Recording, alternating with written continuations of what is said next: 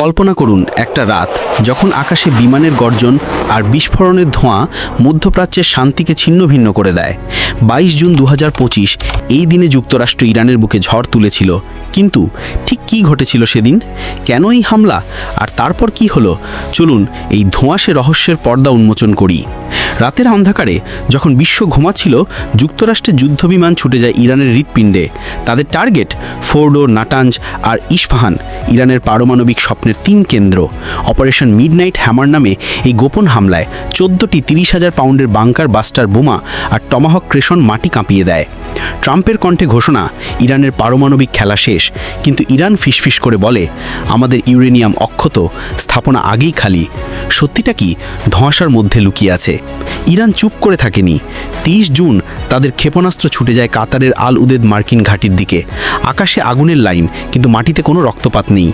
ইরানের পররাষ্ট্রমন্ত্রী Abbas Araghchi গর্জে ওঠেন, এটা জাতিসংঘের সনদের ধ্বংস, প্রতিশোধের হুমকি ছড়িয়ে পড়ে বাতাসে।